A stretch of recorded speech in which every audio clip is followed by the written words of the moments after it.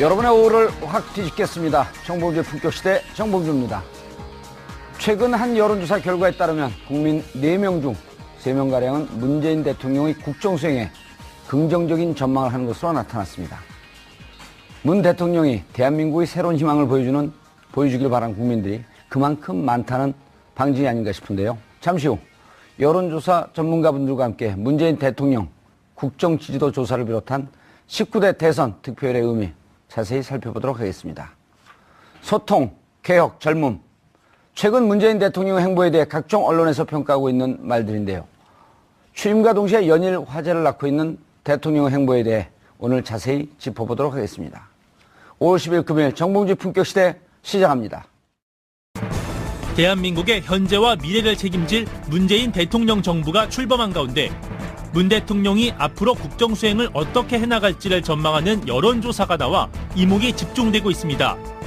여론조사 전문기관 리얼미터가 10일과 11일 양일간 조사한 결과 문 대통령이 국정 수행을 잘할 것이다라는 의견은 74.1%, 잘 못할 것이다라는 의견은 16.1%로 나타난 상황. 한편 차기 대통령의 1순위 국정 가치를 묻는 질문에는 정의가 32.3%를 차지한 한편 1순위 국정과제로는 적폐청산과 개혁이 30.8%를 차지했습니다. 41.1%라는 압도적 승리로 당선된 문재인 대통령에게 과연 국민들은 어떤 기대를 걸고 있는지 각종 여론조사들을 통해 자세히 살펴보겠습니다.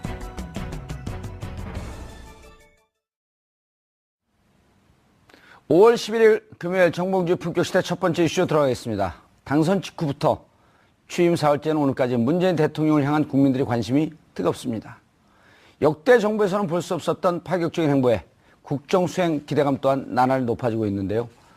그간 표심의 움직임을 알기 쉽게 분석해 주었던 전문가분들 모시고 5월 9일 대선부터 지금까지의 여론 동향은 어떻게 변하고 있는지 말씀 나눠보도록 하겠습니다. 김대훈 주간조선 기자 자리하셨습니다. 네, 안녕하세요. 예, 조선일보 판매 부수는 올라가고 있나요? 내려가고 있나요? 제가 판매팀이 아니라서 정확한 건 모르겠는데요. 다른 데로 얘기하세요. 현상 유지하고 있는 걸로 알고 있고요.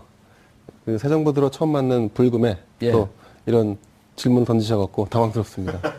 왜냐하면 대통령 국정수행 지지도가 올라가면 조중동 판매가 좀 줄고 대통령 수행이 떨어지면 좀 올라가는 그런 역대 시소 게임이 있지 않을까요?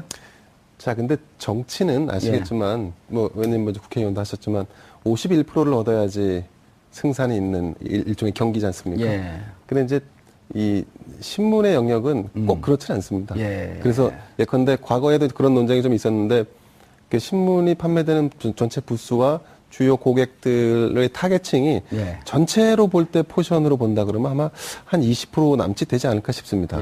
무슨 말인지 잘 모르겠습니다. 그러니까 이제 정권을 누가 잡더라도 그 지지층, 독자층은 계속 유지가 되는 걸로 보는 게 맞을 것 같습니다. 알겠습니다. 조선일보에서 고춧가루 뿌릴 준비하고 있다 이렇게 이해하겠습니다. 고춧가루를 왜 뿌립니까? 자, 요즘 마음고생 많이 하고 계신 이택수 리얼미터 대표 자리하셨습니다. 네, 안녕하세요. 출구조사도 하셨죠 이번에? TBS하고 정확하게 얘기하면 예측조사죠.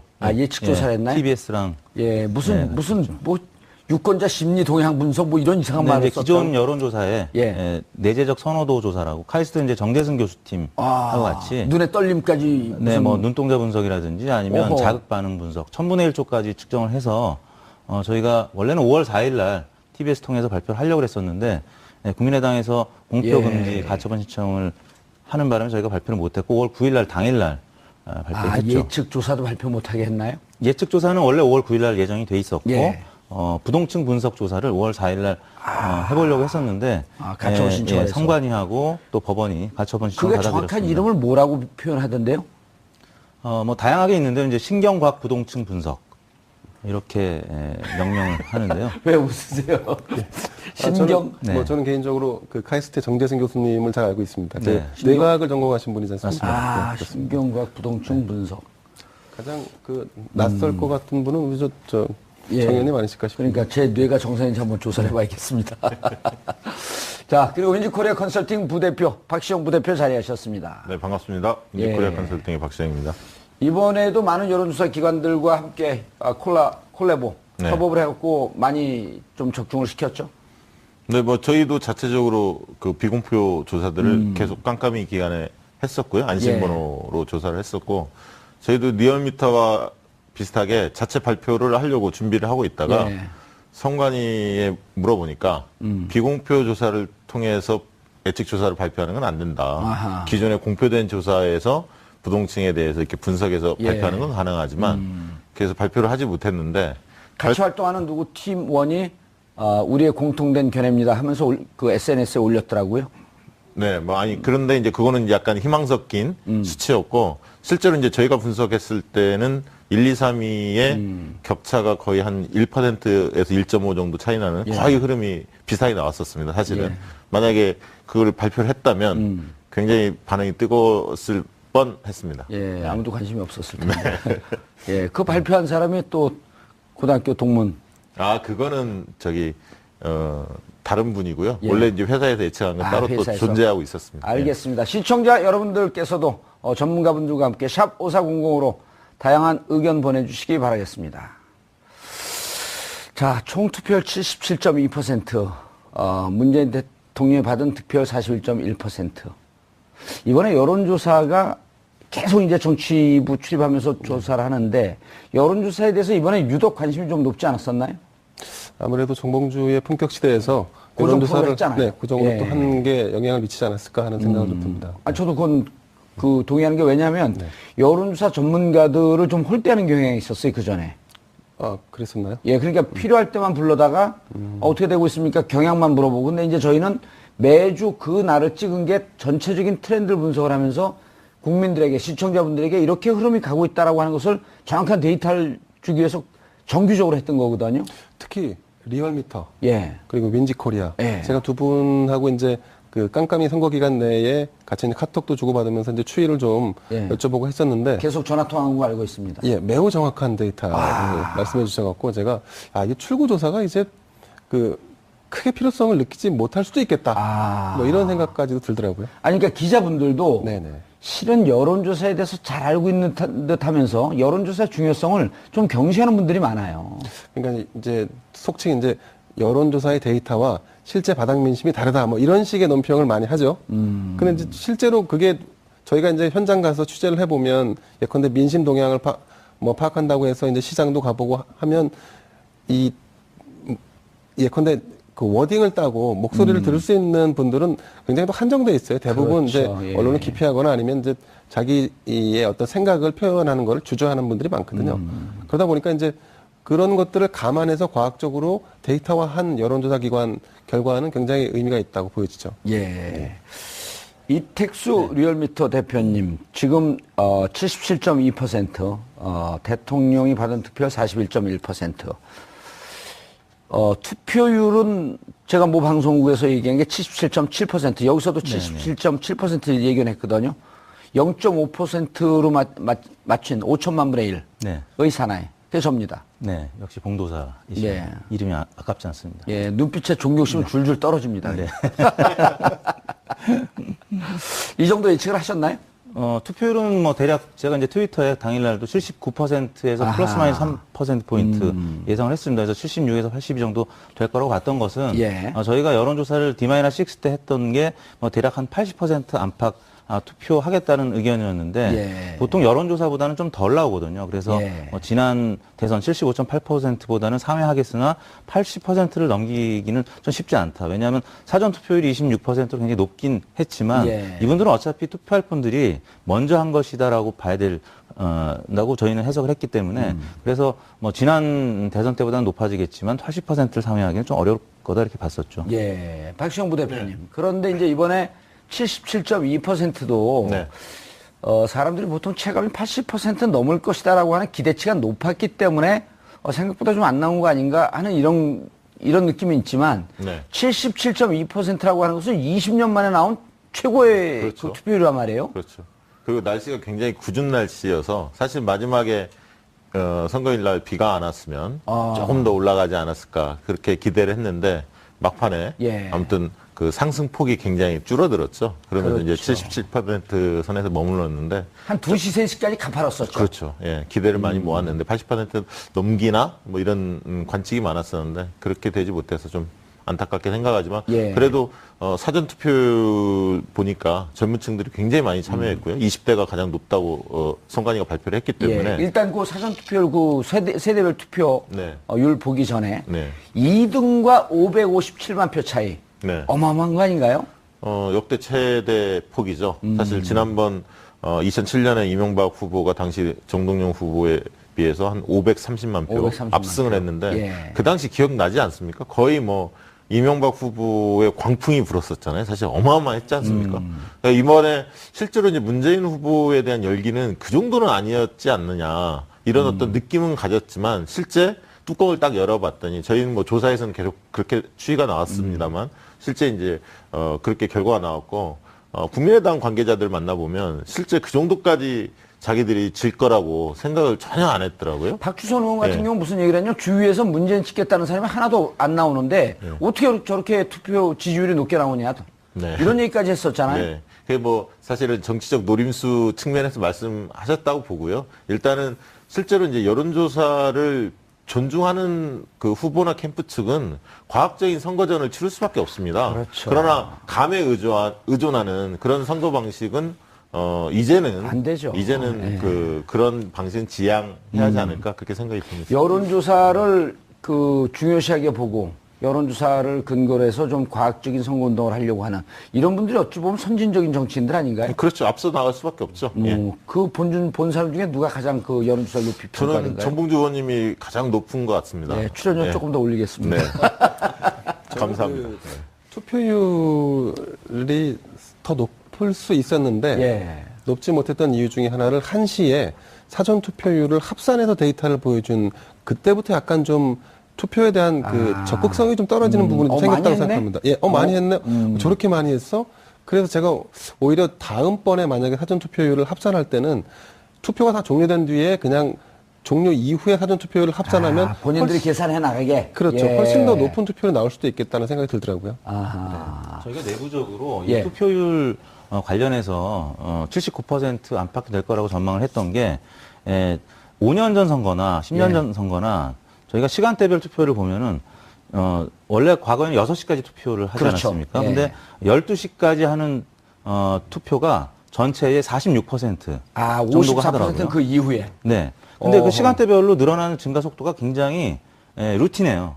그래서 이번 선거도 루틴하다라고 하는 것은 일정한 흐름을 균형적으로 갖고 있다. 5년 전이나 10년 전이나 똑같다라는 거죠. 라이프 스타일이 우리 국민들이 항상 투표하는 시간이 정해져 있는 것 같습니다. 계속 그래서 영어를 해서 지금 통역을 해야 되는 게 어려움이 있어요. 다만 요번에는 6시부터 8시까지 2시간 늘어났는데 그때까지는 우리가 선거를 안 치러봤기 때문에 나머지 2시간에 얼마나 늘어날 것이냐. 근데 예. 그 부분 때문에 저희가 조금 더 봤던 건데 실질적으로 2시간 합해서 4~5%밖에 안 늘었죠. 네, 조금밖에 안 늘어났습니다. 예. 그래서 대부분은 나름 정해진 시간에 했던 자기가 거고요. 원래 하던 네. 그 시간에 습관적으로 가서 투표하는. 그렇습니다. 그리고 사전 투표는 야권 지지층에서 조금 더 문재인 후보 지지층에서 조금 더 많이 했다라는 것이 이번 선관위 집계에 나왔는데 46.2%가 이번 사전 투표에 문재인 후보를 찍었거든요. 그러니까 예. 41.1%보다는 더 높은 수치가 5%포인트 가량 높았고 저희 리얼미터 조사가 이제 당시 정확했던 게 46.1%가 이제 사전 투표에서 문재인 후보를 찍었는데 저희 조사에서 46.2%가 사전 투표에서 문재인 찍은 것으로 나왔습니다. 예. 저희가 당시 8시에 같이 공개한 수치를 보면 그래서 이제 리얼미터 조사가 아주 정확했다라는 걸 좀 한번 말씀을 드리고 있는데. 아니 근데 이 대표님 네. 농담이 아니고 네. 저는 이제 우리가 그 상업, 네. 기업, 비즈니스, 시장, 친화적 네. 자본주의 사회 아니에요? 네. 돈은 좀 버셨어요? 어땠어요? 이번 선거는 이제 5년 전보다는 덜 벌었죠. 왜냐하면 모 그랬어요? 정당과 예. 이 소송이 오가면서 다른 업체들은 좀 어땠었나 이번에? 제가 왜 이 말씀을 묻냐면 네. 실질적으로 어쨌든 이때가 좀 호황이고 특수인데 네. 돈도 뭐 그렇다고 바가지 씌우는 거 아닌데 돈도 좀 네. 벌고 그래서 안정적인 인프라를 구축해서 좀 더 나은 여론조사를 또 하고 네네. 이런 의미에서 여쭤보는 거예요. 그러니까 절대 매출로는 5년 전보다는 증가했을 것 같은데요. 예. 저희가 이제 기대했던 것보다는 좀 못 미쳤다는 얘기죠. 근데 이게 여론조사가요. 그 대선 때 돈을 버는 여론조사 기관은 한정적입니다. 몇 군데 안 됩니다. 아, 출구조사까지. 방송사 예. 뭐 출구조사 하는 데랑 뭐 리얼미터나 몇 군데 안 예. 됩니다. 사실은 오히려 이제 총선이나 총선, 지방선거나 지방선거. 이렇게 후보자 군이 많은 선거에서 예. 여론조사 기관들이 좋지 뭐 알겠습니다. 특별히 대선 때 아니, 그렇지는 않다. 기업들도 잘 돼서 또 좋은 일자리 만들고. 네. 박시영 부대표님. 네. 이제는 그 본선거까지 다 묶은 네. 그러니까 당일날 5월 9일날 당일날 선거한 것은 지역별 투표는 나왔지만 네. 세대별 투표는 안 나왔죠. 예, 한 달 정도 더 기다려야 합니다. 예, 그런데 사전 투표는 좀 나왔죠. 네, 그렇습니다. 사전 투표로 유추해 볼 수밖에 없는 거 아닌가요?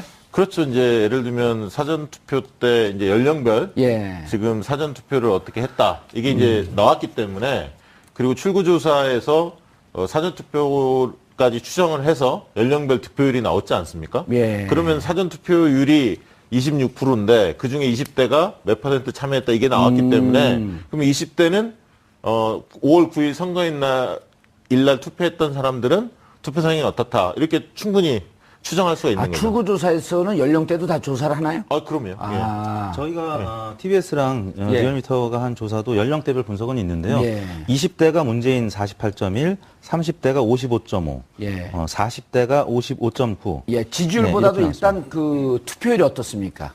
투표율은 저희가 예. 따로 집계는 하지 않았습니다. 그거는 이제 예. 아니, 그래서 사전 투표와 그 출구조사를 근거로 해갖고 좀 유추해 볼 수 없냐 이런 얘기죠. 그거는 다음에 기회가 되면 다음에. 해드릴 텐데요. 그 전에 D-6 이전까지 발표된 조사를 보면 예. 20, 30, 40대는 지난 5년 전보다 대략 10에서 15%포인트가량 어허. 투표용률이 높게 나타났고요. 예. 50대, 60대는 반면에 지난 5년 전 대선보다 10%포인트가량 낮게 나타났거든요. 실제 선관위 집계도 그렇게 나타날 가능성이 높아 보이는 것이 예. 저희가 이번에 조사한 사전투표율 등등의 조사를 보면 대략 여론조사 실제가 맞았기 때문에 그런 추산이 이번에 맞을 가능성이 높아 보입니다. 어떻습니까? 2040을 묶어야 되나? 이제 2050을 묶어야 되나요? 아니 2050을 묶는 게 좀 무리고요. 아직은. 아직은. 예, 오히려 3040은 좀 비슷한 패턴이고요. 20세대가 30하고 좀 다르다. 좀 이제 보수화됐다라고 하는. 예, 신안보 보수층이 분명히 20대 남성들이 포착이 됐고요. 예. 그분들이 이제 유승민 후보를 좀 주목했고 또 20대 여성들 같은 경우는 심상정 후보의 지지가 상당히 높게 나왔습니다. 어쨌든 그래서 20대가 지금 출구조사에서 발표된 걸 보면 문재인 후보가 47.6을 얻었는데요. 30대에서는 56.9, 40대에서는 52.4로 30, 40대가 좀 같이 묶이고 20대는 조금 낮고 50대에서는 36.9로 좀 다른. 그래도 예. 50대에서 1등 못할 거라고 전망하는데 1등을 했어요. 1등 못할 거라고 전망하는 사람들은 정치권만 있었고요. 여론조사 기관에서는 다 항상 1등. 50대에서 10% 이상 앞서고 있었습니다. 그게 뭐 일주일 사이에 그런 게 아니라 예. 거의 이런 흐름은 안철수 후보의 지지가 빠진 이후에 예. 일정한 패턴을 가졌기 때문에 정치권의 이야기지 조사기관에서는 그건 예측을 다 하고 있었습니다. 알겠습니다. 김 기자님, 41.1%, 557만 표 차이. 이 의미를 어떻게 봐야 될까요? 기대치보다는 낮았을 거고 예상보다는 높지 않았나 생각합니다. 그거 어려운 말을 이제 쓰시네. 기대치라는 것은 이제 그쪽 캠프에서는 이거보다는 훨씬 더 많은 기대를 했을 거로 예상이 되고 일반적으로는 40% 선도 좀 무너질 수 있다라고 하는 위기감이 선거 막판에 좀 있었거든요. 그게 한 5월 4일, 5월 5일쯤 그 깜깜이 그 기간에 네네. 살짝 그런 조사들이 나왔다고 좀 정보 보고 이런 게 돌았죠. 그렇습니다. 만약에 바른정당에서 12명의 탈당 사태가 나오지 않고 홍준표 후보의 질주가 계속 이어졌다 그러면 아마 홍 후보의 지지율은 지금 24%보다는 훨씬 더 상회하는 지지율로 이어졌을 공산이 커 보입니다. 네, 그 당시에 그 예측을 많이 했었습니다. 사실은 이제 바른정당 사태가 없었으면 홍 후보가 7, 8%까지는 갈 거다. 잘하면 30%까지도 돌파할 수 있겠다. 뭐 거기까지 예상하는 사람도 있었지만 대부분 25는 좀 넘어서고 27, 8까지는 갈 거다 이렇게 봤는데 말씀하신 대로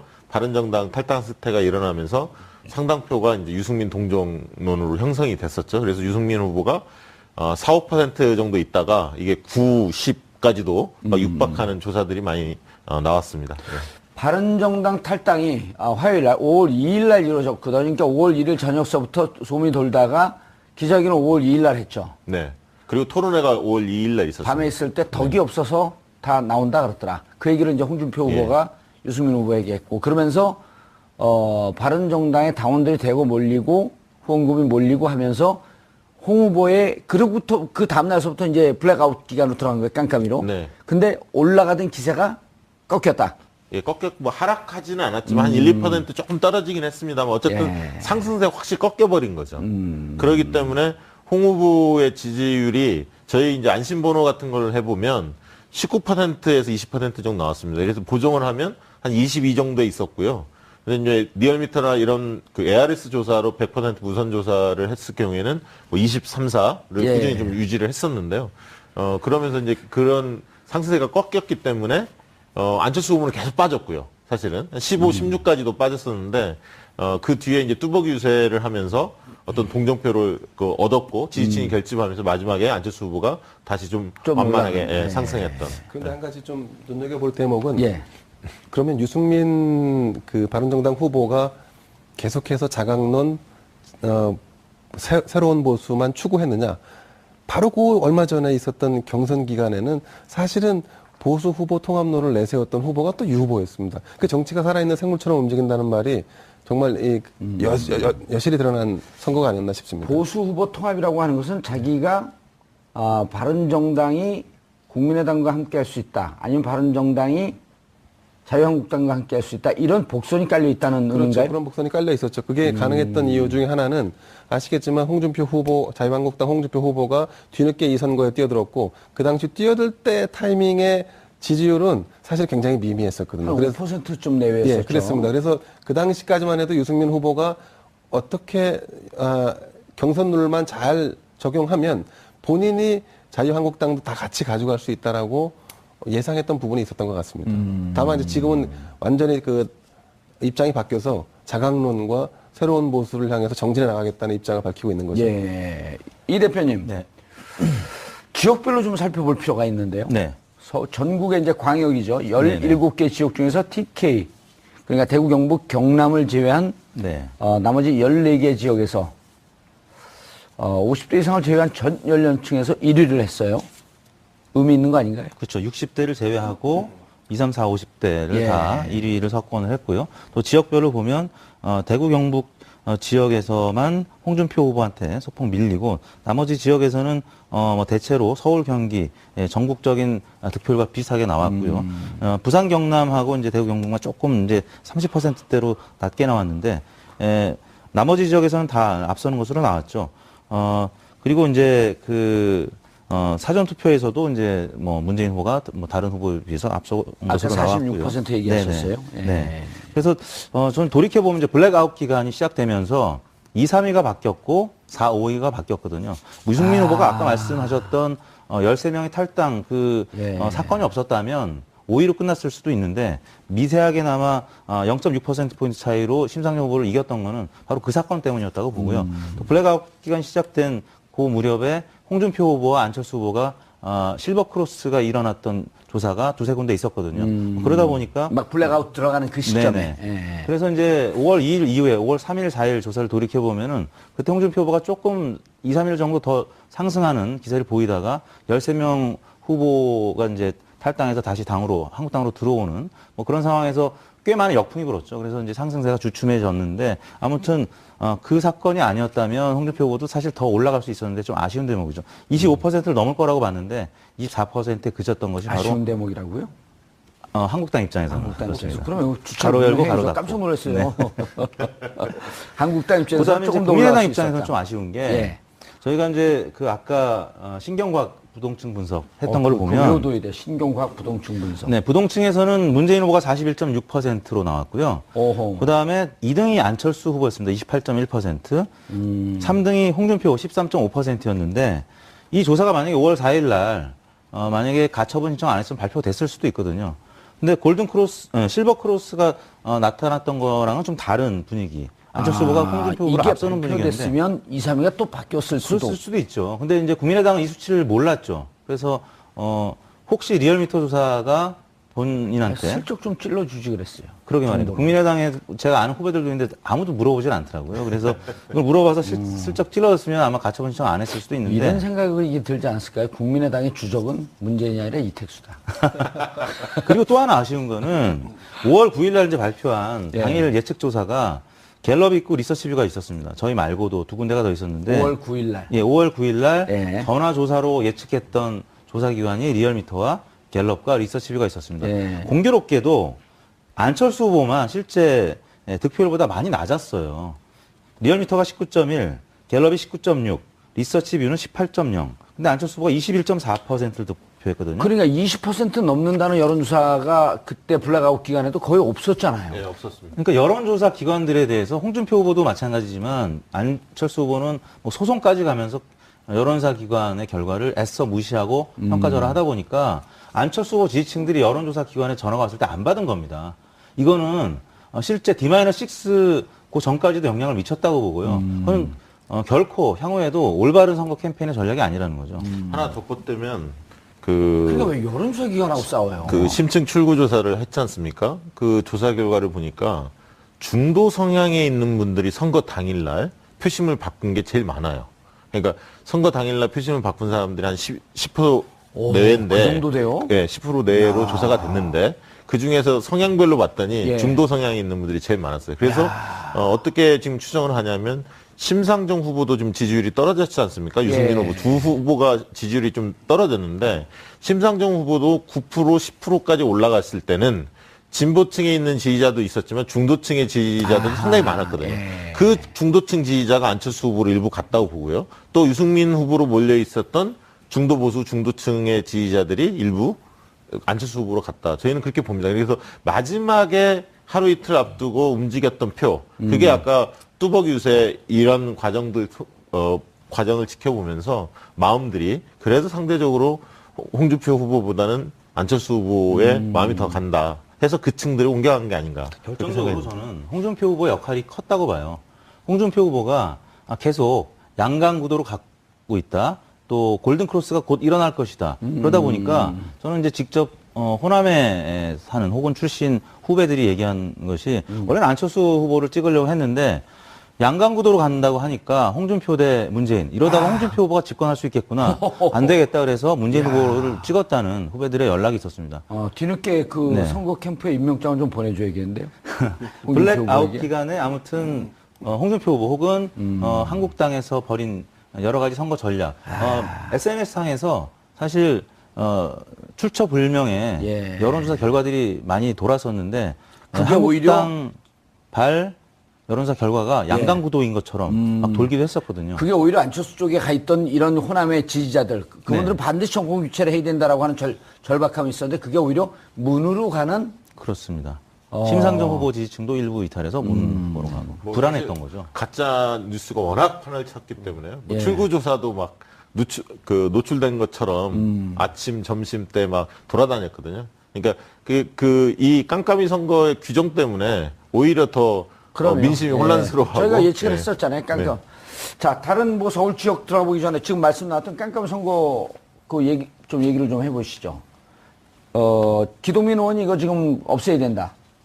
우리가 몇 차례 이제 그 사전에도 얘기했지만 결과적으로 보게 되면 깜깜 선거라고 하는 게 국민들의 표심을 결정하는데 도움은 안 됐다. 이렇게 볼 수 있지 않나요? 그러니까 표심을 왜곡하는데 오히려 악용됐기 때문에 저는 이제 개인적으로 볼 때 다른 선진 그 미국이나 뭐 프랑스나 예.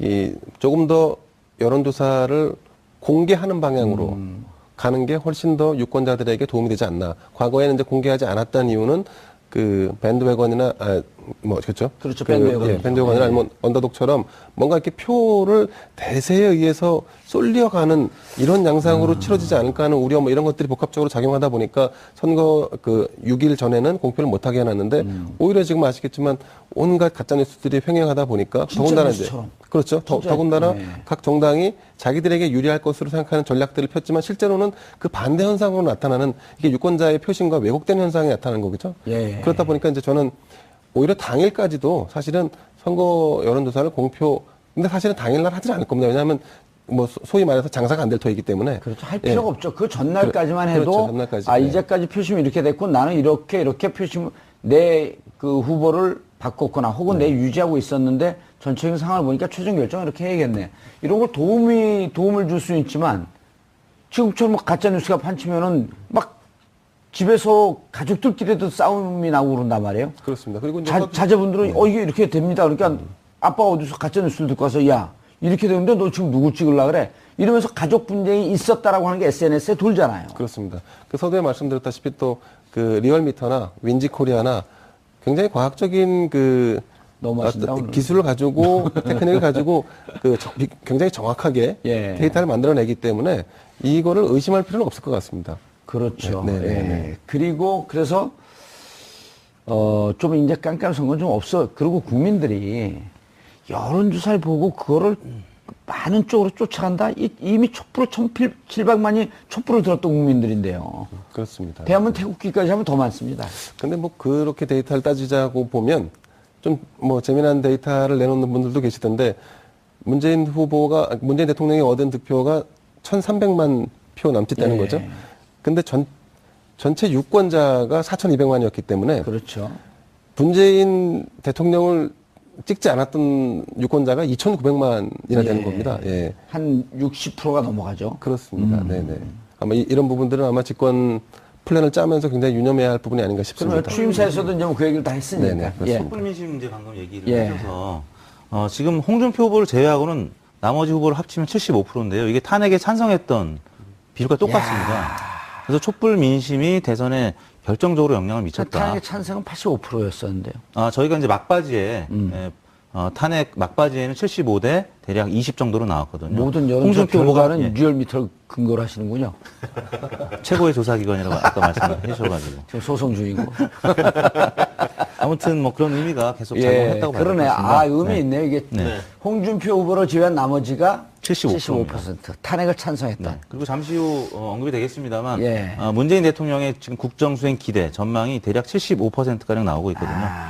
지금 시작을 75%로 지금 하고 있다 이렇게 봐야 될 것 같습니다. 다만 촛불에 탄핵에 찬성했어도 정치적 성향에 따라서 갈렸을 뿐이지 네. 이분들이 정권 교체를 바라지 않은 건 아니었었다. 자, 서울 지역 한번 좀 들어가 보시죠. 네. 25개 구. 25개 구를 다 석권했습니다. 문재인 예. 후보가. 특히 이제 강남권이 자유한국당이 강세였는데. 강남 서초 송파. 예. 그런 부분에서 자유한국당이 굉장히 위기감이 좀 형성될 수 있죠. 이 다당제 구조에서 특히 이제 국민의당이 존재하고 있고 바른정당이 있기 때문에 갈라먹고 있거든요, 사실은. 예. 그런 측면에서 내년 지방선거에 대한 적신호가 켜진 게 아니냐. 자유한국당 입장에서 예. 볼 때는요. 그래서 내년 이제 지방선거에 대한 여러 이야기들이 오고 가고 있는데 가장 중요한 변수는 두 가지인 것 같아요. 첫 번째는 문재인 후보의 국정 지지도가 어느 정도 선까지 유지될 거냐. 이게 가장 중요하죠. 왜냐하면 집권 1년 차에 이게 치러지는 지방선거이기 때문에 안정론이 힘을 받을 가능성이 크거든요. 일단 그러려면 그게 상대적으로 유리하죠. 그렇죠. 그러려면 국정 지지도가 한 60% 이상을 계속 유지를 하면 여권이 상당히 압승할 분위기가 형성된다고 봅니다. 그게 첫 번째고요. 두 번째는 과연 바른정당과 자유한국당 지금의 형태대로 독자적으로 갈 거냐 아니면 다시 통합을 할 거냐 이런 어떤 보수의 분열이 이 다시 통합의 분위기로 바뀔 거냐 이런 부분들도 중요하다 봅니다. 그래서 대통령 지지도와 구도의 문제 이 두 가지 문제가 어떻게 흘러가느냐에 따라서 내년 지방선거가 향방이 많이 바뀔 것 같습니다. 예. 자, 조금 첨언을 하면 예. 그 2012년도 대선 결과도 한번 볼까요? 박근혜 후보와 문재인 후보가 대결을 펼쳤는데 그때는 뭐 확연한 양강 구도였죠. 근데 투표 결과는 거의 55대 강남 3구를 평균을 냈을 때 55대 45 정도였습니다. 그러니까 강남의 표심 박근혜 당시 후보가 이겼나요? 이겼죠. 55대 45. 그렇습니다. 그러니까 어느 한쪽으로 완사이드하게 강남의 표심이 가지 않는다. 과거처럼 이념이나 어떤 경제의 경제력의 어떤 많고 적음 이런 툴로 바라보기는 좀 어려울 것 같고요. 이제는 그 80년대 90년대 대학을 다닌 그 나이 이 또래 그러니까 이를테면 40대 50대가 강남 전체 주민들의 어떤 그 중심을 잡고 있다. 그래서 이분들의 어떤 앞으로의 선택도 투표를 할 때 선택이 굉장히 합리적인 선택. 이걸 또 다시 이제 약간 이념의 툴로 보자면 굉장히 중도적인 성향으로 좀 변해가는 것이 아닌가. 우리가 지금 그걸 놓치고 마냥 강남 3구는 예컨대 보수 정당에 유리할 것이다라고 바라보는 거는 이제는 조금 좀 바뀌지 않았을까 싶습니다. 근데 느닷없이 이런 생각이 드네. 김대영 기자가 강남 3구에 살고 있을 것 같아요. 저는 그 TBS가 위치하고 있는 상암동에 살고 있습니다. 상암동에. 네, 그렇습니다. 여기는 뭐 압도적으로 또 진보 진영 성향이 높은 데인데요. 여기가 문재인 후보가 1위 한 지역입니다. 1위를 그렇죠, 했죠. 마포. 네, 서울에서. 그렇습니다. 근데 마포는 좀 특이하게 계속 민주당 후보, 그러니까 이를테면 진보 색채의 정당의 후보들이 국회의원을 하고 구청장을 하고 있는 지역이죠. 예. 네, 그렇습니다. 그게 이제 여기 상암하고 저기 이제 홍대 앞 이런 데가 개발되면서 1인 가구가 많아지면서 네, 네. 젊은 세대 20대, 30대가 대거 유입되면서 급격하게 바뀐 지역 중에 하나죠, 여기가. 그런데 여기 마포에 또 제가 이제 살다 보니까 마포의 특성 같은 게 좀 하나 보이는데 마포가 의외로 개방적이기보다는 그러니까 개방적이지 않은 게 더 많습니다. 왜냐하면 예를 들자면 그 마포 지역에 의외로 대형마트가 별로 없어요. 그 대형마트가 없는 이유는 뭐냐? 그 소상공인들의 입김이 그만큼 셉니다. 그러니까 소상공인들의 입김이 세다 보니까 그 입김을 정책에 반영하는 예컨대 구청이라든가 이런 데서 그런 그 거대 자본들의 진입을 막고 있어요. 그러니까 요 마포구민만의 좀 약간 특성이 좀 있다는 설명 좀 드립니다. 네. 마포구청장 노리고 있나요? 마포구청장님이 구정을 잘 이끌고 계시는 걸로 알고 있습니다. 예, 연세가 네. 좀 있으시죠, 거기가. 예, 그렇습니다. 예, 알겠습니다. 안 노리고 있는 거죠? 마포구를 너무 잘 파악하고 있어갖고. 저는 사실은 전에는 성북구에 살았었습니다. 예. 네. 거기서 경선에서 떨어졌나요? 자, 근데 강남 서초 송파, 제가 살고 있는 압구정동 청담동은 또 졌어요. 거기는, 거기도 교육 수준이 높은 데인데, 돼지발정제 기사까지 나왔는데, 그거를 찍는 건 전 좀 이해가 안 가더라고요. 근데, 압구정동 같은 경우는 60%가 나왔어요. 홍보가요? 예, 홍보가. 네. 놀라운. 그렇습니다. 놀라운 여의도, 집중. 압구정, 일부 예. 좀 부유층이 사는 도읍동까지. 동은 60%좀 나왔죠. 예, 여전히 홍준표 후보에 대한 선호도가 높은 것으로 나왔습니다. 자, 이번에 이 지지율은 이제 앞으로 세대별 지지율도 좀 나올 텐데, 내년 지방선거 잠깐 얘기했거든요.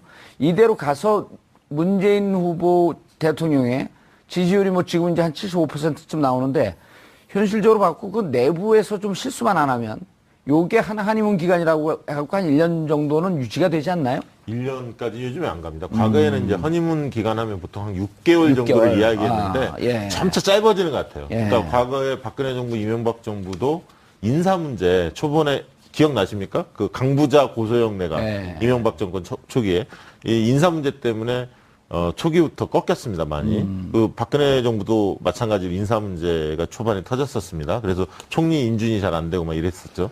그래서 허니문 기간이 과거보다는 많이 짧아졌다라는 생각이 들고요. 지금 인수위가 없기 때문에 제가 볼 땐 지금의 국정 지지도 오늘 내일 발표되는 것보다는, 왜냐하면 오늘 내일 발표되는 것은 아까 이택수 대표께서 말씀하셨듯이 탄핵에 대한 생각, 그리고 특히 이제 자유한국당을 지지했던 분들이 쉽게 마음을 열지 못합니다. 아직은 며칠 지나지 않았기 때문에. 그러나 한 달 뒤. 100일의 성적표가 제일 중요하지 않을까요? 100일이 제일 중요하고 한 달 뒤 정도 되면 인사도 거의 이제 많이 발표가 될 거고요. 한 달 동안 유심히 지켜보실 겁니다. 이게 잘 갈 수 있는 건지 아닌지를. 그래서 한 달 뒤에 국정운영 지지도 굉장히 중요합니다, 사실은. 그래서 그때 만약에 지금 정도의 80%를 유지하고 있다면 상당히 초반에 어쨌든 안정적으로 갈 수 있는 동력을 확보했다 이렇게 볼 수도 있겠죠. 보통 이제 국정수행지도 평가는 취임 1개월 후부터 하고 있거든요. 1개월 후부터. 미국도 이제 트럼프 그런 것도 좀 대통령이 알아둬야 41%로 첫 스타트를 끊었는데 그게 그게 바로 1개월 취임 후 1개월 후였습니다. 야, 그 41%가 우리 대통령이 받는 41%가 됐네. 근데 이제 아무튼 지금은 국정수행 전망으로 잘할 전망. 것이다라고 이제 기대치를 조사하는 건데 예. 한 달 후부터는 현재형으로 잘 하고 있습니까라고 물어봤을 때는 대략 한 10%포인트는 떨어지게 되어 있습니다. 앞으로에 대한 기대는 크지만 현재는 아까 조금 전 언급하셨던 것처럼 이제 인사청문회로 들어가게 될 텐데 박근혜 전 대통령도 처음에 총리 지명부터 좀 삐끗했죠. 그래서 이제 김용준 총리 지명자가 낙마했었고 또 기억하시겠지만 윤진숙 해수부 장관 청문회 때 잘 모르겠다. 사랑합니다. 네, 그래서 많은 기억나네요. 국민들이 실망했고 또 일부 장관 후보는 아마 이제 미래창조부 장관 후보자였던 것 같은데 그분은 아예 또 청문회도 못하고 그만뒀고 뭐 이런 과정을 통해서 많은 국민들이 한 10%포인트는 지지를 철회하는. 그래서 박근혜 대통령도 당시에 취임 첫 주에 국정수행 지지도가 국정수행 전망은 60%대였는데 국정수행 지지도가 54.8%를 자랑했거든요. 그래서 50%를 유지하는 것 자체가 사실은 쉽지는 않습니다. 아하. 그래서 이제 문재인 대통령도 향후에 인사청문회 과정을 거치면서 지지율이 지금 75%, 80%보다는 조금 떨어질 가능성이 있다는 것이죠. 예. 국정 수행 지지도도 굉장히 중요한 잣대가 될 겁니다. 아마 내년 지방선거는. 예. 근데 지금 이제 그거 말고도 변수들이 존재하는 게 어쨌든 정치권이 지금 뭔가 그 변화를 모색하고 있는 와중에 있습니다. 아직까지는 이제 그 대선을 치른 지 얼마 되지 않았기 때문에 전체적으로 어떤 그 구체적인 액션은 안 나오는데 오늘 같은 경우 이미 이제 시작이 된 게 국민의당에서 바른정당에 러브콜을 보냈습니다. 같이 하자. 같이 해야지 우리가 이 전국에서 캐스팅 보트를 확실하게 쥐고 집권당과 또 자유한국당 사이에서 뭔가를 모색할 수 있다 이런 얘기를 했는데 예. 그리고 또 이제 자유한국당은 똑같이 다시 합당해야 한다고 얘기가 나오고 있습니다. 예. 그래서 심지어는 지난번에 추가 탈당하려고 하다가 머뭇머뭇했던 분들에게 다시 러브콜을 보내고 있는 상황인데 바른정당은 이제 이 상황에서는 이제 결정을 해야 될 상황이죠. 그래서 이제 내일 모레 그 전체 의원총회를 열기로 이제 돼 있는데 오늘 현재 스탠스는 지금 상황에서 그런 말을 던지는 거는 예의가 아니다라는 이제 해서 거부를 하고 있지만 예. 아마 그런 것들이 내년 지방선거에 영향을 미치지 않을까 싶습니다. 예. 알겠습니다. 지난 대선 기간 동안 저희가 하루 정규적인 날짜를 잡아서 대통령 후보에 대한 지지도를 조사했습니다. 그리고 거기에 담겨 있는 여러 가지 함의를 분석하는 시간을 가졌습니다. 국민들이 정치에 관심을 갖는 것은 국가의 미래를 위해서도 중요한 일이지만 결과적으로는 자신의 미래를 위해서 관심을 가져야 하는 일입니다. 그냥 주위에서 돌아다니는 가짜 뉴스 혹은 내가 알고 있는 주관적 판단 이런 것보다도 보다 과학적이고 객관적으로 정보를 취합하는 성숙한 국민이 되기 위해서는 여론조사의 흐름에 좀 더 관심을 가질 필요가 있다는 것이 저희 정봉주의 품격 시대가 내린 결론입니다. 비해서 한 530만 표 530만 압승을 표. 했는데 예. 그 당시 기억나지 않습니까? 거의 뭐 이명박 후보의 광풍이 불었었잖아요. 사실 어마어마했지 않습니까? 그러니까 이번에 실제로 이제 문재인 후보에 대한 열기는 그 정도는 아니었지 않느냐 이런 어떤 느낌은 가졌지만 실제 뚜껑을 딱 열어봤더니 저희는 뭐 조사에서는 계속 그렇게 추이가 나왔습니다만 실제 이제 그렇게 결과가 나왔고 국민의당 관계자들 만나보면 실제 그 정도까지 자기들이 질 거라고 생각을 전혀 안 했더라고요. 박주선 의원 같은 예. 경우는 무슨 얘기를 했냐? 주위에서 문재인 찍겠다는 사람이 하나도 안 나오는데 어떻게 저렇게 투표 지지율이 높게 나오냐? 네. 이런 얘기까지 했었잖아요. 네. 그게 뭐 사실은 정치적 노림수 측면에서 말씀하셨다고 보고요. 일단은 실제로 이제 여론조사를 존중하는 그 후보나 캠프 측은 과학적인 선거전을 치를 수밖에 없습니다. 그렇죠. 그러나 감에 의존하는 그런 선거 방식은 이제는 안 되죠. 이제는 네. 그런 방식은 지양해야 하지 않을까 그렇게 생각이 듭니다. 여론조사를 중요시하게 보고 여론조사를 근거로 해서 좀 과학적인 선거운동을 하려고 하는 이런 분들이 어찌 보면 선진적인 정치인들 아닌가요? 그렇죠. 앞서 나갈 수밖에 없죠. 예. 그 본 사람 중에 누가 가장 그 여론조사를 높이 저는 평가하는가요? 정봉주 의원님이 가장 높은 것 같습니다. 네, 출연료 네. 조금 더 올리겠습니다. 네. 감사합니다. 투표율이 더 높을 수 있었는데 예. 높지 못했던 이유 중에 하나를 1시에 사전 투표율을 합산해서 데이터를 보여준 그때부터 약간 좀 투표에 대한 그 적극성이 좀 떨어지는 부분이 좀 생겼다고 많이 했네? 생각합니다. 예, 많이 했네. 저렇게 많이 했어? 그래서 제가 오히려 다음번에 만약에 사전 투표율을 합산할 때는 투표가 다 종료된 뒤에 그냥 종료 이후에 사전 투표율을 합산하면 본인들이 계산해 나가게. 그렇죠. 예. 훨씬 더 높은 투표율이 나올 수도 있겠다는 생각이 들더라고요. 아하. 저희가 내부적으로 예. 이 투표율 관련해서 79% 안팎이 될 거라고 전망을 했던 게 5년 전 선거나 10년 예. 전 선거나 저희가 시간대별 투표를 보면은 원래 과거에는 6시까지 투표를 하지 그렇죠. 않았습니까? 예. 근데 12시까지 하는 투표가 전체의 46% 정도가 하더라고요. 54%는 그 이후에. 네. 근데 어허. 그 시간대별로 늘어나는 증가 속도가 굉장히 루틴해요. 그래서 이번 선거도 루틴하다라고 하는 것은 일정한 흐름을 균형적으로 갖고 있다. 5년 전이나 10년 전이나 똑같다라는 거죠. 라이프 스타일이 우리 국민들이 항상 투표하는 시간이 정해져 있는 것 같습니다. 계속 그래서 영어에서 지금 통역을 해야 되는 게 어려움이 있어요.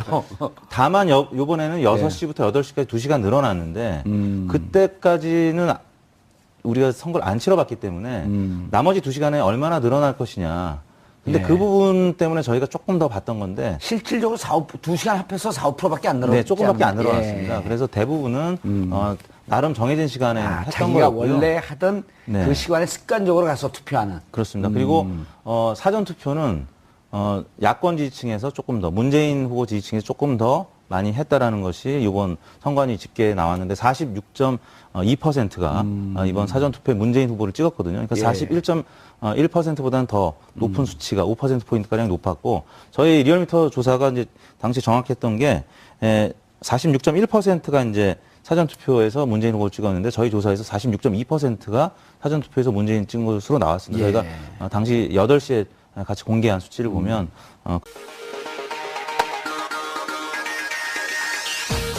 여러분의 오후를 확 뒤집겠습니다. 정봉주의 품격시대 정봉주입니다. 최근 한 여론조사 결과에 따르면 국민 4명 중 3명가량은 문재인 대통령의 국정수행에 긍정적인 전망을 하는 것으로 나타났습니다. 문 대통령이 대한민국의 새로운 희망을 보여주길 바란 국민들이 그만큼 많다는 방증이 아닌가 싶은데요. 잠시 후 여론조사 전문가분들과 함께 문재인 대통령 국정 지지도 조사를 비롯한 19대 대선 득표율의 의미 자세히 살펴보도록 하겠습니다. 소통, 개혁, 젊음. 최근 문재인 대통령의 행보에 대해 각종 언론에서 평가하고 있는 말들인데요. 취임과 동시에 연일 화제를 낳고 있는 대통령의 행보에 대해 오늘 자세히 짚어보도록 하겠습니다. 5월 10일 금요일 정봉주 품격시대 시작합니다. 대한민국의 현재와 미래를 책임질 문재인 대통령 정부가 출범한 가운데 문 대통령이 앞으로 국정 수행을 어떻게 해나갈지를 전망하는 여론조사가 나와 이목이 집중되고 있습니다. 여론조사 전문기관 리얼미터가 10일과 11일 양일간 조사한 결과 문 대통령이 국정 수행을 잘할 것이다라는 의견은 74.1%, 잘 못할 것이다라는 의견은 16.1%로 나타난 상황. 한편 차기 대통령의 1순위 국정 가치를 묻는 질문에는 정의가 32.3%를 차지한 한편 1순위 국정과제로는 적폐청산과 개혁이 30.8%를 차지했습니다. 41.1%라는 압도적 승리로 당선된 문재인 대통령에게 과연 국민들은 어떤 기대를 걸고 있는지 각종 여론조사들을 통해 자세히 살펴보겠습니다.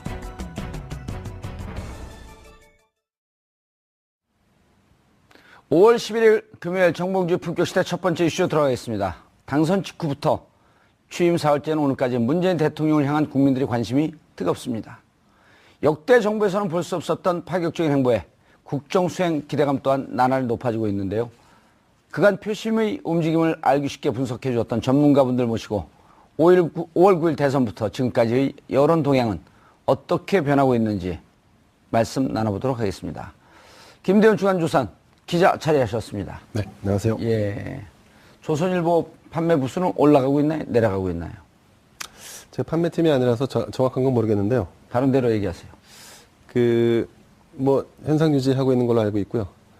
새 정부 들어 처음 맞는 불금에 예. 또 이런 질문을 던지셔갖고 당황스럽습니다. 왜냐하면 대통령 국정수행 지지도가 올라가면 조중동 판매가 좀 줄고 대통령 수행이 떨어지면 좀 올라가는 그런 역대 시소 게임이 있지 않을까요? 자, 근데 정치는 아시겠지만 의원님 먼저 국회의원도 하셨지만 51%를 얻어야지 승산이 있는 일종의 경기지 않습니까? 예. 근데 이제 이 신문의 영역은 꼭 그렇진 않습니다. 예. 그래서 예컨대 과거에도 그런 논쟁이 좀 있었는데 그 신문이 판매되는 전체 부수와 주요 고객들의 타겟층이 예. 전체로 볼 때 포션으로 본다 그러면 아마 한 20% 남짓 되지 않을까 싶습니다. 예. 무슨 말인지 잘 모르겠습니다. 그러니까 이제 정권을 누가 잡더라도 예. 그 떨어지진 지지층, 않는다. 독자층은 계속 유지가 되는 걸로 보는 게 맞을 것 같습니다. 그래서 이제 리얼미터 조사가 아주 정확했다라는 걸 좀 한번 말씀을 드리고 아니 있어서 근데 이 대표님 네. 농담이 아니고 네. 저는 이제 우리가 그 상업, 네. 기업, 비즈니스, 시장, 친화적 네. 자본주의 사회 아니에요? 네. 돈은 좀 버셨어요? 어땠어요? 이번 선거는 이제 5년 전보다는 덜 벌었죠. 왜냐하면 모 정당과 예. 이 소송이 오가면서 다른 업체들은 좀 어땠었나요, 이번에? 제가 왜 이 말씀을 묻냐면, 네. 실질적으로 어쨌든 요때가 좀 호황이고 특수인데, 네. 돈도, 그렇다고 바가지 씌우는 거 아닌데, 돈도 좀 네. 벌고, 그래서 안정적인 인프라를 구축해서 좀 더 나은 여론조사를 또 하고, 네네. 이런 의미에서 여쭤보는 거예요. 그러니까 절대 매출로는 5년 전보다는 증가했을 것 같은데요. 예. 저희가 이제 기대했던 것보다는 좀 못 미쳤다는 얘기죠. 근데 이게 여론조사가요. 그 대선 때 돈을 버는 여론조사 기관은 한정적입니다. 몇 군데 안 됩니다. 아, 출구조사까지. 방송가 예. 뭐 출구조사 하는 데랑 뭐 리얼미터나 몇 군데 안 예. 됩니다. 사실은 오히려 이제 총선이나 총선, 지방선거나 지방선거. 이렇게 후보자군이 많은 선거에서 예. 여론조사 기관들이 좋지 뭐 알겠습니다. 특별히 대선 때 아니, 그렇지는 기업들도 잘 돼서 또 좋은 일자리 만들고. 않다. 네. 박시영 부대표님. 네. 이제는 그 본선거까지 다 묶은 네. 그러니까 당일날 5월 9일날 당일날 선거한 것은 지역별 투표는 나왔지만 네. 세대별 투표는 안 나왔죠. 네, 한 달 정도 더 기다려야 합니다. 예, 그런데 사전 투표는 좀 나왔죠. 네, 그렇습니다. 사전 투표로 유추해 볼 수밖에 없는 거 아닌가요?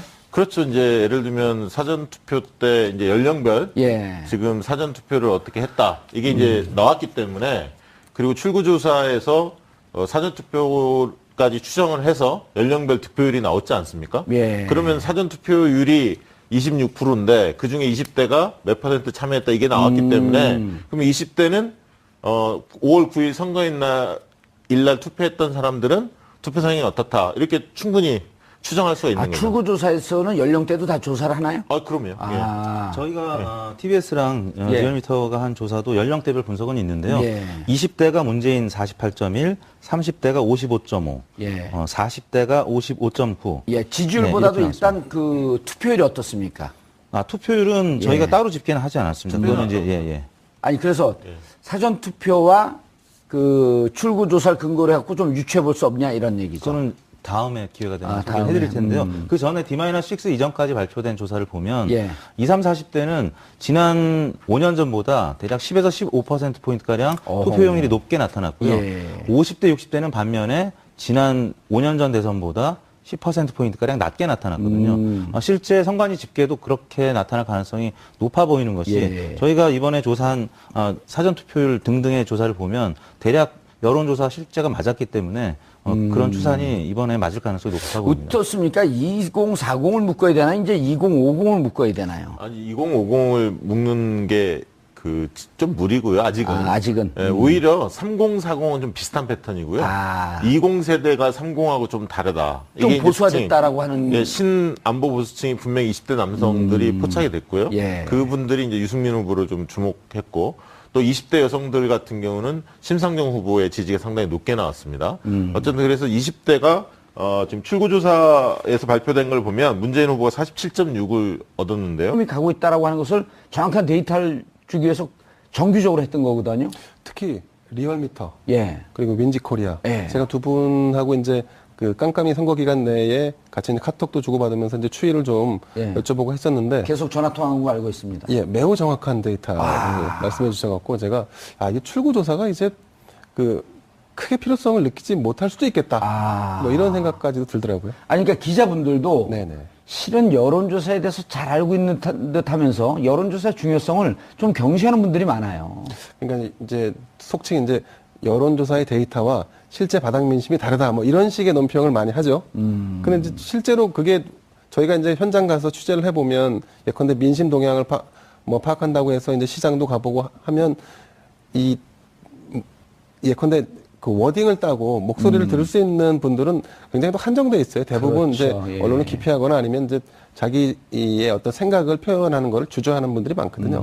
그러다 보니까 이제 그런 것들을 감안해서 과학적으로 데이터화한 여론조사 기관 결과는 굉장히 의미가 있다고 보여지죠. 예.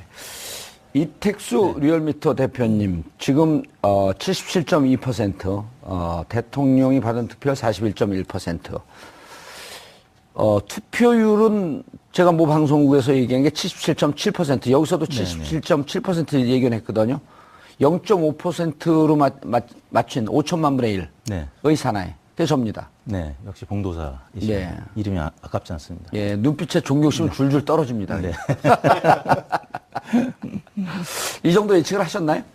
투표율은 뭐 대략 제가 이제 트위터에 당일날도 79%에서 플러스 마이너스 3%포인트 예상을 했습니다. 그래서 76에서 82 정도 될 거라고 봤던 것은 예. 저희가 여론조사를 D-6 때 했던 게 뭐 대략 한 80% 안팎 투표하겠다는 의견이었는데 보통 여론조사보다는 좀 덜 나오거든요. 그래서 지난 대선 75.8%보다는 상회하겠으나 80%를 넘기기는 좀 쉽지 않다. 왜냐하면 사전 투표율이 26%로 굉장히 높긴 했지만 이분들은 어차피 투표할 분들이 먼저 한 것이다라고 봐야 된다고 저희는 해석을 했기 때문에 그래서 뭐 지난 대선 때보다는 높아지겠지만 80%를 상회하기는 좀 어려울 거다 이렇게 봤었죠. 예, 박시영 부대표님. 그런데 이제 이번에 77.2%도 사람들이 보통 체감이 80% 넘을 것이다라고 하는 기대치가 높았기 때문에 생각보다 좀 안 나온 거 아닌가 하는 이런 느낌이 있지만 77.2%라고 하는 것은 20년 만에 나온 최고의 그렇죠. 그 투표율이란 말이에요. 그렇죠.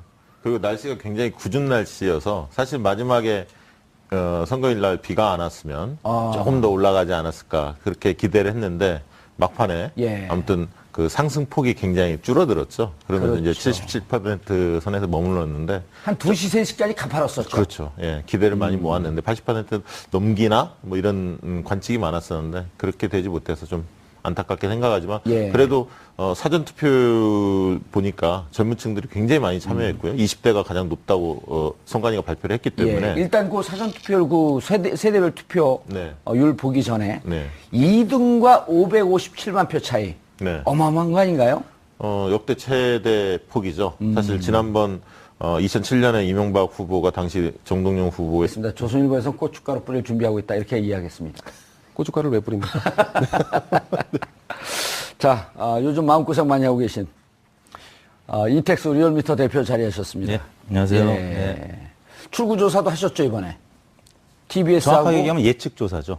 예측조사를 했나요? TBS랑 무슨 뭐 유권자 심리 동향 분석 뭐 이런 이상한 말을 썼던 기존 여론조사에 내재적 선호도 조사라고 카이스트 이제 정대승 교수팀하고 같이 눈의 떨림까지 뭐 눈동자 분석이라든지 아니면 자극 반응 분석 1000분의 1초까지 측정을 해서 저희가 원래는 5월 4일 날 TBS 통해서 발표를 하려고 했었는데 국민의당에서 공표 금지 가처분 신청을 하는 바람에 저희가 발표를 못했고 5월 9일 날 당일 날 발표했죠. 예측 조사도 발표 못하게 했나요? 예측 조사는 원래 5월 9일 날 예정이 돼 있었고 부동층 분석 조사를 5월 4일 날 해보려고 했었는데 가처분 신청해서 선관위하고 또 법원이 가처분 신청을 그게 받아들였습니다. 정확한 이름을 뭐라고 표현하던데요? 뭐 다양하게 있는데 이제 신경과학 부동층 분석 이렇게 명명을 하는데요. 왜 웃으세요? 신경. 저는 개인적으로 그 카이스트 정재승 교수님을 잘 알고 있습니다. 뇌과학을 전공하신 분이지 않습니까? 신경과학 부동층 분석. 가장 그 낯설 것 같은 분은 우리 저 정연이 많으실까 싶습니다. 그러니까 제 뇌가 정상인지 한번 조사를 해봐야겠습니다. 자, 그리고 윈지코리아 컨설팅 부대표 박시영 부대표 자리하셨습니다. 네, 반갑습니다. 윈지코리아 컨설팅의 박시영입니다. 이번에도 많은 여론조사 기관들과 함께 콜라보 협업을 해갖고 많이 좀 적중을 시켰죠? 네, 뭐 저희도 자체적으로 그 비공표 조사들을 계속 깜깜이 기간에 했었고요. 안심번호로 조사를 했었고 저희도 리얼미터와 비슷하게 자체 발표를 하려고 준비를 하고 있다가 선관위에 물어보니까 비공표 조사를 통해서 예측 조사를 발표하는 건 안 된다. 기존에 공표된 조사에서 부동층에 대해서 이렇게 분석해서 발표하는 건 가능하지만 그래서 발표를 하지 못했는데 같이 활동하는 누구 팀원이 우리의 공통된 견해입니다 하면서 그 SNS에 올렸더라고요. 네, 뭐 그런데 이제 그거는 약간 희망 섞인 수치였고 실제로 이제 저희가 분석했을 때는 1, 2, 3위의 격차가 거의 한 1%에서 1.5 정도 차이 나는 거의 흐름이 비슷하게 나왔었습니다. 사실은 만약에 그걸 발표를 했다면 굉장히 반응이 뜨거웠을 뻔했습니다. 아무도 관심이 없었을 텐데. 그 발표한 사람이 또 고등학교 동문. 그거는 다른 분이고요. 원래 이제 회사에서 예측한 건 따로 또 존재하고 있었습니다. 알겠습니다. 시청자 여러분들께서도 전문가분들과 함께 샵 5400으로 다양한 의견 보내주시기 바라겠습니다. 자, 총 투표율 77.2%, 문재인 대통령이 받은 득표율 41.1%. 이번에 여론조사가 계속 이제 정치부 출입하면서 조사를 하는데 여론조사에 대해서 이번에 유독 관심이 좀 높지 않았었나요? 아무래도 정봉주의 품격 시대에서 여론조사를 그 정도 또 하는 게 영향을 미치지 않았을까 하는 생각을 좀 듭니다. 저도 그건 동의하는 게 왜냐하면 여론조사 전문가들을 좀 홀대하는 경향이 있었어요 그 전에. 그랬었나요? 그러니까 필요할 때만 불러다가 어떻게 되고 있습니까? 경향만 물어보고 근데 이제 저희는 매주 그 날을 찍은 게 전체적인 트렌드를 분석을 하면서 국민들에게, 시청자분들에게 이렇게